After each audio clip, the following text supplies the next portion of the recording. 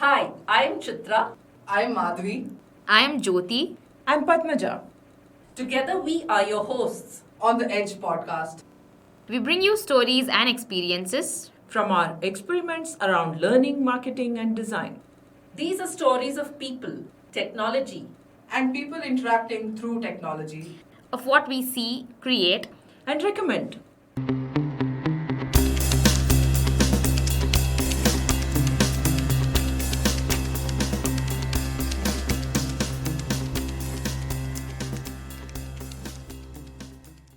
Giving good feedback is an art. Take a moment and reflect. What kind of feedback do you share when you're doing code reviews, evaluating your team members' performance, or reviewing someone's document, or analyzing a product? Do you focus on the positives or the negatives? Do you take the time to consider it from all angles? Do you filter your opinions or share everything that comes to mind? Have you ever been to a live performance, lecture, or webinar and told the performers or the speakers that their event was great, even though you didn't really enjoy it? Why did you do that? Meet our hidden friend, courtesy bias. In this episode, we explore how this affects user research and what we can do to circumvent it. Satyam bruyat, priyam bruyat, na bruyat Satyam apriyam, priyam cha nanrutam bruyat, esha dharma sanatanaha. This is a shloka that I was reminded of when recently I had to conduct some user research for one of our products. So the meaning of the shloka is Satyam bruyat, speak the truth. Priyam bruyat, in a pleasant way.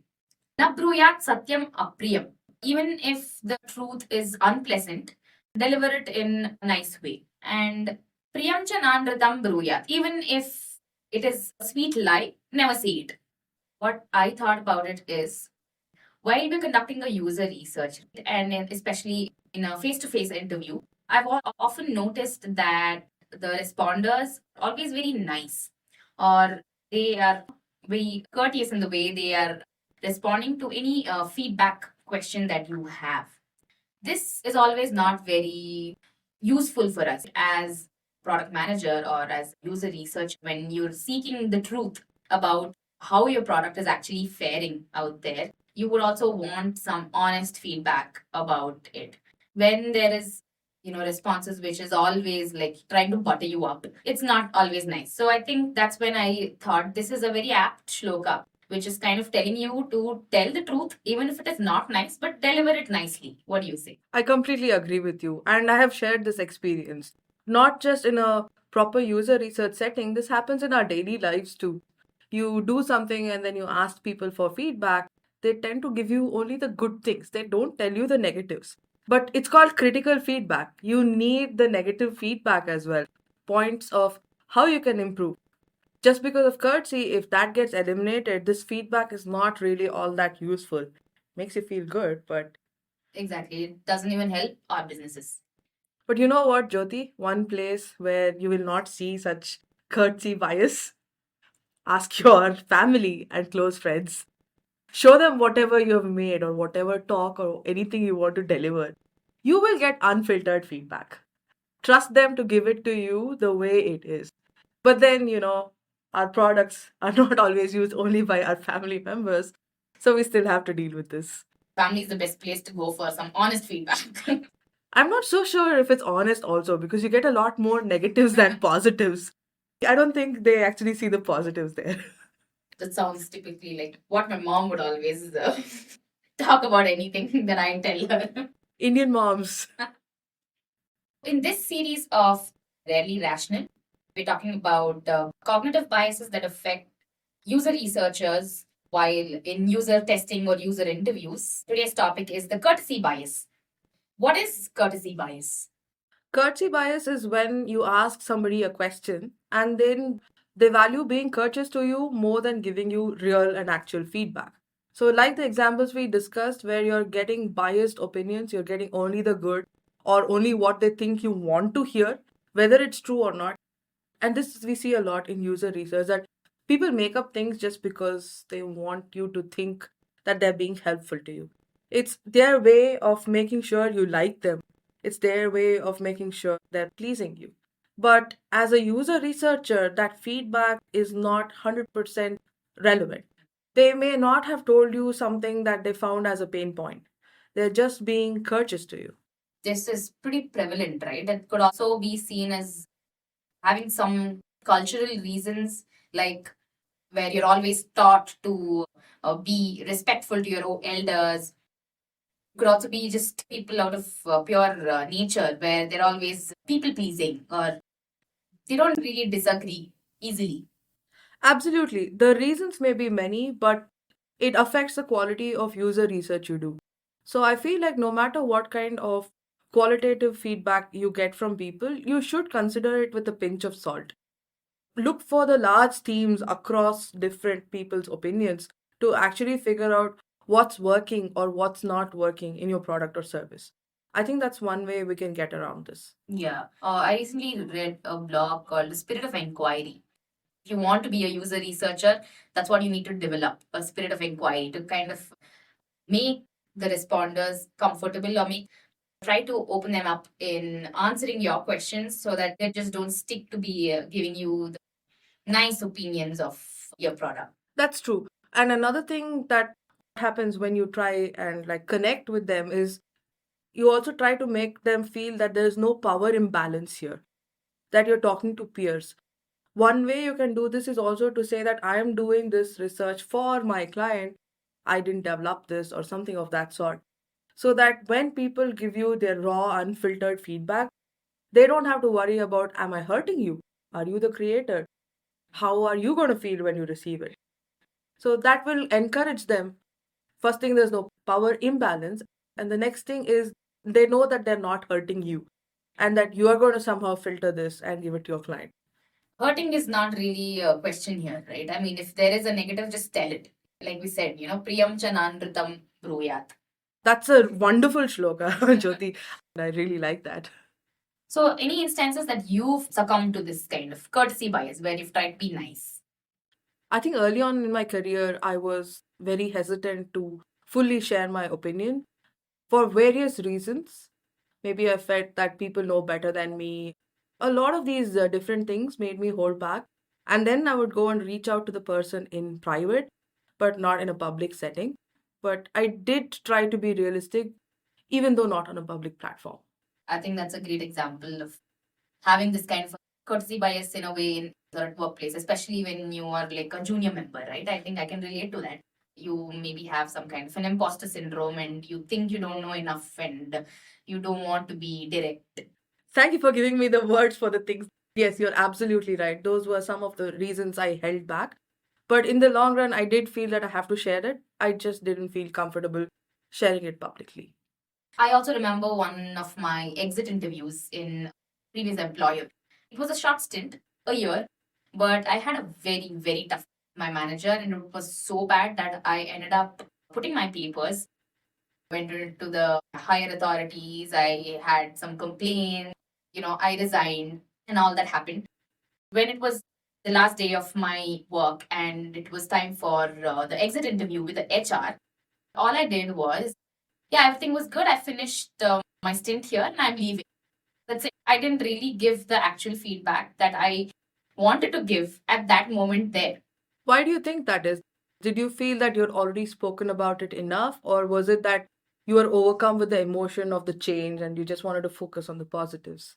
Yeah, now if I think back about it, I felt that I had already created a big issue there and I thought it was already too much for myself. And I didn't realize that I could be right or I could be honest, but also not worry about sounding very harsh. Probably, yeah, in a way, I was trying to be courteous in the end and just get out of the job soon. Just get this done with, kind of. Yeah. If you go to a restaurant and you don't really like the food, but when someone comes and asks, you want to just be done with it. You say, yeah, everything is nice and you get away with it. Yeah, that's actually a good example. But first, I want to say I'm sorry you had to go through that experience. But it's also an interesting case. If you just look only at the exit interview, then there is courtesy bias. You did not talk about the negatives that you had faced there. But if you actually look at your entire experience, it was not actually courtesy bias. So at that point in time, it feels like it was courtesy bias. So I found that interesting, but I'm sorry you had to go through that bad experience. Yeah. Yeah, and I completely agree with you about the restaurant part too. Sometimes I just say, it's all good. And then they say, please fill out this feedback form. I'm like, write whatever you want. Here's my signature. I just want to be done and I want to move on. I wonder how many of our participants in our user research feel that way. I hope it's not too many because otherwise it says we didn't pick the right candidates. I think that's also another key to good user research, picking your target customers correctly so that you know whom to ask, what you want to ask, and not end up with these false comments, and that'll just end up being waste for us as a business, or also not giving us enough input to improve our business. But you know what, Jyothi, I have seen this in some of the research that I have done too. I got only positives. And I know not to take just the yeses because I didn't create the perfect product, or rather, we didn't create the perfect product. But even after a lot of probing, people did not actually find something to share with us. At the end of it, I was thinking about what just happened here. Maybe they were just not used to seeing something of this format. So don't have a precedent to compare against. And maybe because they don't have a precedent, they're just like wowed by this current form factor. They're not really thinking so much about the 100% utility because they're in this artificial situation where they're testing in a limited period of time. If we had given it to them, asked them to test it over days, I wonder if the feedback would have been different. I don't know. Just a thought. That's a great point. We can't always just blame people being courteous in our user research and say that's why the product failed. But it does come across as that at the end of the day. You don't really know. So even if it was like 100% good feedback, good feedback, good feedback, but then the product doesn't really do well in the market when you launch it, there could be so many other factors at play too. Exactly, yeah. So it's really hard as a researcher to figure out exactly where you went wrong, although you're trying to get feedback as early as possible. Yeah. So we've spoken about always getting good feedback by the customer. So what in case the customer actually gives you a negative feedback? If you're the waiter at that point, make courtesy bias part of what you're going to tell the customer. You don't want to tell them that you're wrong or you don't understand. You actually want to filter out your feedback and make sure the customer feels heard. And you actually take their point of view into consideration, cutting out all the emotion and drama they may add to the mix. Yeah, that's that's a nice way to take. So it's like you flip the courtesy bias. So let's talk about where the courtesy bias is a bad thing, or it not necessarily is helpful to anyone. I think if you have like open polls and people are not really comfortable in sharing their true responses or real opinions, and I think one way to avoid that is to have closed polls or anonymous polls. Maybe people are more forthcoming and they will not hide their true opinions. Yeah, I think that really works. It worked in my situation also, right? In that privacy, I was able to share it. So I think it's the same sentiment. I wonder if exercises like focus groups, group interviews in, say, user research process would also result in this courtesy bias, where maybe people succumb to groupthink, just go with the popular opinion and not come up with their own real opinion as a way of just being courteous. I'm sure some of that is always going on. I find myself unable to really think something over when I'm sitting in a group. I like to sit and mull over silently. So, as an introverted person, I don't think focus groups actually work for me. Typically, in focus groups, a few people tend to dominate the conversation. The moderator should be, in a position to actually elicit real feedback from everybody. Reminds me of those group discussion days back in college. It used to be one of the rounds to get selected in your campus recruitment processes, and there's just one person or two people who are like shouting their opinions, and the others just like hiding behind them. Back when we were in college, inclusive leadership was not so popular. I guess so nobody bothered to moderate and ask the opinions of the silent folks. Yeah. Courtesy bias actually plays a lot of havoc with NGOs. So usually NGOs work with people who are not privileged in a certain way. Maybe they're giving them monetary help or educational help or support by connecting them to resources or whatever. So there's a definite power imbalance over here. And when NGOs conduct polls, the responders are very likely to respond with the idea that you are my benefactor, I can't speak ill about you. Some of those polls may be quite biased thanks to this courtesy bias. Interesting. At the end of the day, polling or directly asking people is just one way of measuring the impact of your product or service. But it can't be the one and only way because some amount of courtesy bias is always going to be at play. Maybe even exit polls of elections can be wrong. When the actual results come out, the exit polls will be a totally different result. Yes, sometimes I wonder if that's also sampling bias, but you can never know. Yeah, I think there's again a lot of overlap of biases here. We Yeah, talk about power imbalance. I can think of the authority bias. Person whom you're answering to is in place of authority. You always want to just be nice to him or her. yeah. So this is like the place where all the biases come and intersect. There's something called the response bias, under which these biases come. Courtesy bias is type of response bias. Interesting. The world of biases, it really is dissecting how we humans think about different situations. And I guess this is why it's an unconscious bias. We can't always control our responses or even our actions to any stimulus. It depends entirely on the complete set of stimulants that we're exposed to at that moment. Exactly. Even being conscious of this, I don't think we'll ever get away from not being affected by it. That's also the point of it. It's not to really just avoid these biases. In a way, these biases are also probably required for us to even just make quick decisions and survive generally. Not always can we go through like a rigorous process of thinking about the pros and cons and then arriving at decisions. Some decision making needs to be done quickly, and cognitive biases are there to kind of help us in that way. Very much required in this fast paced world, I feel. We don't have the time to think everything through. So, like we've discussed right now, getting customer feedback is really hard.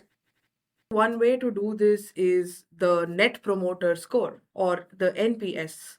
A lot of companies use this.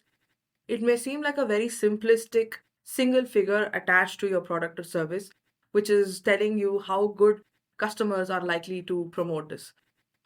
Why do you think this works, Jyothi? Like you said, it might seem simplistic because it's just a small score. Customers are asked to kind of rate you over a scale of 0 to 10. Based on the score they give us between 0 to 10, you can kind of classify the respondents into something called promoters, passives, and detractors. It's for us to figure out where the respondents are at. They might not be really using actual words to kind of describe their pain points or something that they don't like. But maybe the score that they give us, maybe something like, less than 5 or say within 0 to 4 is something that they are actually detractors. They don't like it. They don't want to use it. They might not promote it. So in that way, net promoter analysis has become somewhat more reliable in the field of marketing or getting the actual feedback about customer satisfaction. So let's talk about how we can overcome this when we are actually doing market research or more than market research, user research, talking to individual people and getting their individual feedback. One way that I've seen works absolutely well is for you to distance yourself from the creator. You may have created all of this, but when you're conducting this interview, please make it known that there is a barrier. It's not you who's going to get hurt. So people free to actually share their real opinions. So one way you can openly say is, I had nothing to do with this. I've tried this. It opens the doors. It relieves the responder to be truer.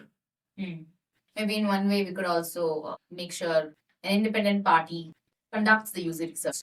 Absolutely. And another thing that I think we can do is make sure our questions are not leading. We don't want to give them ideas and say, do you think this idea is good? Rather, let's ask open ended questions and get their real feedback so they're thinking about it rather than just agreeing to what you suggested. Yeah. The why of their response, probably understanding the why would give us more clarity and also maybe, makes them comfortable in reflecting on their answers and being more honest about their feedback. Yeah, and I don't think it should be just one why. We should probe them repeatedly until you realize that there's no new information coming. But not probe them too much where they actually feel frustrated also. So I guess some of the researcher skill comes into play here. Yeah. Having anonymous feedback so that people are not afraid of their name coming out. I think we should keep this in mind even when we get feedback immediately after an event or after you have spoken somewhere. The feedback that you get are typically mostly congratulatory, adulatory, this was fantastic, and all of that. The real feedback requires a lot more thought, and maybe you may not receive it immediately. So maybe send a survey post your event and ask for feedback. What do you think? Yeah, I think that's a very interesting point. Not being very happy over the fact that you got immediate good response that could not reflect the true opinion of the users. Asking them to give feedback a little later will give them some time to mull over what happened and maybe they can also collect their thoughts and Most people write better than they think because they can filter and rewrite what they finally sent to you versus they can't take back and rewrite the words or re-say the words. yes. The flip side also is that you'll get fewer responses back because these people have to do this post the event. So you might get real feedback, but you may get fewer number of people responding back to you. News channels use courtesy bias to their advantage in a way, don't you think? When they are running any program about, say, like opinion polls, when they find scandalizing news, headlines are running through and they want these responses from people immediately and they have these polls running on their screens continuously asking these leading questions and they're riding high on the emotions of people and that's when the respondents are all like immediately agreeing to what they say in a way and that's how news channels are increasing their TRPs. News channels do anything for TRPs. Sometimes news agencies even apply half truths. Going back to your shloka where it says don't say lie even if it is pleasing, I think we should extend that to don't say even half truths even if that sounds pleasing.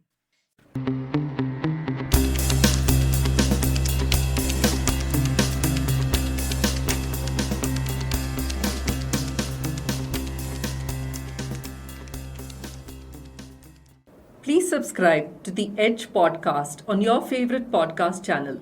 We are on Google, iTunes, Spotify, Stitcher, and more. If you liked this episode, please share it with your friends. If you have stories to share and want to be featured on our podcast, write to us at podcasts@adepticlabs.com.